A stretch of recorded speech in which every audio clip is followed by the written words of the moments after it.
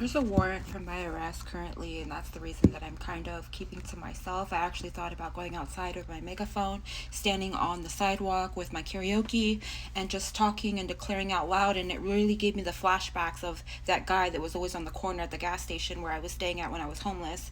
And that guy would be holding the Bible, screaming in the air, waving the Bible. And I was thinking to myself, wow, that person's like out there. That person's really out there to be like on the sidewalk talking about, repent, judgment day is coming. And that's literally the severity of how I'm feeling. I feel like the end is near. My cat Komugi was literally crying. Like, I think he was crying because he was meowing in a way he doesn't meow, and he's kind of a drama queen, if I'm going to be honest about my cat. He's an emotional support animal certified, through my mental health service provider. And um, he's kind of dramatic and theatrical, like his personality, that's just how he is. He's just a pretty boy cow cat, and that's just the way that he is.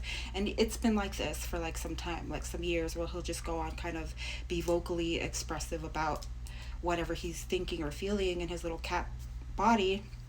And so I'll give him a snack, or I'll hold him and pet him, talk to him, brush his little cat fur, etc. And he's usually all right, but for whatever reason, around 3 a.m. I think it was, or maybe it was like 1 a.m., 2 a.m., because I remember I woke up at 12 a.m.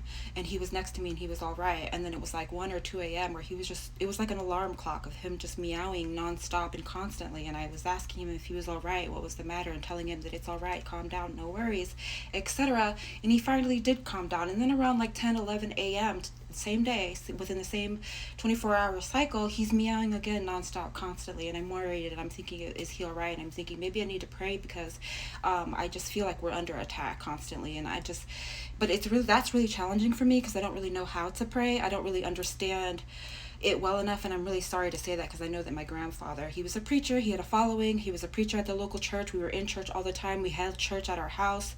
And he was just preaching constantly about the love of God, and how God was great, and the glory of God, etc., etc., and how great we are, like, to have food and water and shelter and clothes and all of those beautiful things. And just having gratitude. And I understand the power of having gratitude. It really shifts the perspective from like night and day. So I've been learning a lot about gratitude. But Kamoki's really like, he's like, his behavior is starting to really concern me, and it starts to make me think of my Evie Nunia, whether she's all right or not. And I just feel like my Evie Nunia, in her heart, I understand that she loves me as her mother. She accepts me as her mother, flaws and all.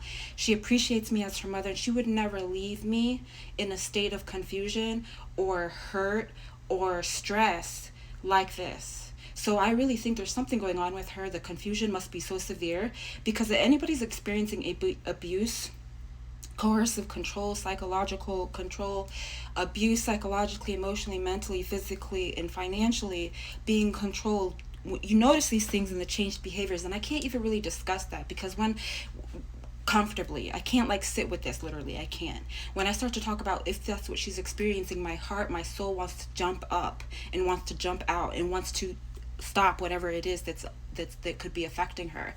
Sitting here though and looking at the reality from an outside perspective, it would look like, well, why don't you just live your own life, etc., etc. And she seems to be all right, and the restraining order says she doesn't want anything to do with you, so why don't you just trust her to live her life, etc. And she'll come to you when she needs to, because she literally lives in the same building next to me, etc. And I'm thinking, you people are so disgusting. It's easy to say something from an outside perspective, and that type of perspective literally so far from reality that I know that that's someone who says that is either one of two things: somebody that has a personal interest in pushing that false narrative, or somebody that's never experienced anything like this ever before. And that person's literally either of those people. Your opinion is a fart in a wind to me. You people and your opinions is literally a fart in the wind. Your perspective could never equal mine.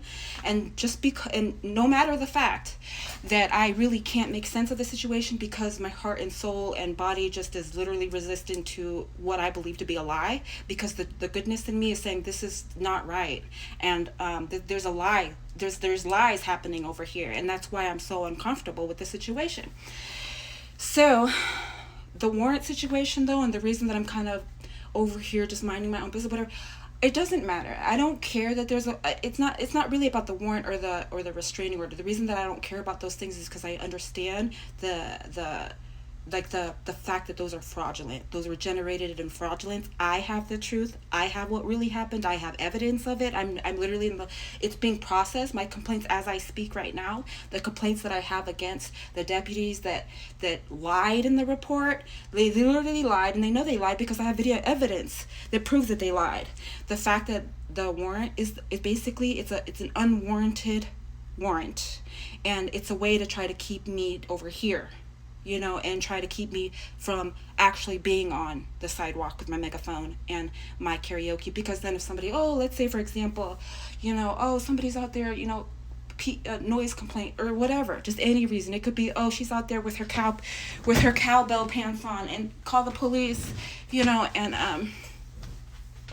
and then they would, and let me see your ID, et cetera, et cetera. And I've learned that they can't actually do that. They can't actually just walk up on somebody and demand somebody's ID. From what I understand, that's like a violation of some sort.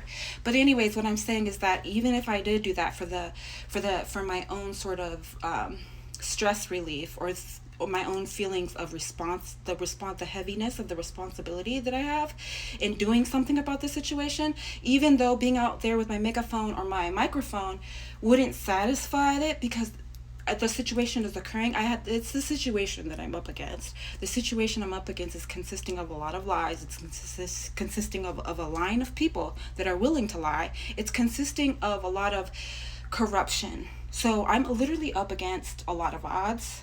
Okay, and so me thinking, okay, well, I don't know. I could do this, I could do that, etc. So right now I'm just going to social media. I'm not going to be out on the sidewalk looking crazy, the guy with the Bible, etc., etc. Which I'm actually very careful about saying crazy, and understanding that to be a very sensitive topic, to be judgmental of anybody's mental health or well-being, and what anybody believes in. Like, anybody absolutely has the right to be on the stage and saying, raising awareness about something, etc., etc. But what I'm saying is that what I'm up against is literally trying to mute me in every way. It's trying to I just feel, because even with my phone, every time I'm recording something or doing something or whatever, it's like, it can't because technical difficulty, technical glitch, whatever. And then I become so exhausted that I don't even want to talk anymore. I don't even want to talk anymore because I don't want to have to figure out why this button didn't work. Why I didn't upload my video, etc. And now I'm seeing that it is. So hallelujah for that. But what I'm saying is that Komugi's starting to meow. Like, I can see the way that this environment is so toxic that it's affecting my mental health and my emotional well-being, my physical health and well-being overall, the quality of my life that I deserve to have, in actually, whether it was good health before everything that happened or not is one thing, but also understanding that people trying to affect me and negatively come at me the wrong way all the time, and basically sucking all of my time and energy from my own life, which is fucking crazy. Like, you're literally trying to kill me slowly, and I'm not letting it happen. I'm standing up against it, and I'm saying no. And you're definitely not going to do that to my daughter. Like, you people got a death wish for real. And what I'm saying, though, is that I'm posting this to our social media accounts. I'm saying everybody who's looking at this, subscribe, follow, share, because I really do believe that the followership and everything and the numbers that would be generated if it's out there, because we could go on about anything, and people like to go on about nothing all the time, because it's nonsense that's out there. But for me to really push it up against the odds of everything that I'm dealing with would mean that it would actually start to change things, and I feel like that's what they don't want. They don't want things to really change or to be exposed for what they're doing. So I literally would be committing a crime against myself and a disservice against myself and my daughter if I just sat here and just was quiet, having these fucking tools, having access to a phone. Because what I do have now and today is my health and my freedom to an extent where these people are literally trying to keep me like back here and down here, etc., etc. Like, they're saying, you can be healthy, but only to this level. You can be free, but only to this level. Are you fucking joking? I'm a great human being. I'm a better person than you are, because I've already met you. I've seen you. I know you. You can't fucking convince me that you're somebody that you're not and tell me that you're better than me, because there's no way. There's no way that you're going to ever lie to me. You're not going to lie to me. So I'm here to say that my Evie Nunia will break the chains. She will break through. She will break out, as will I. From these invisible walls, these invisible chains that they're trying to keep on us, absolutely not.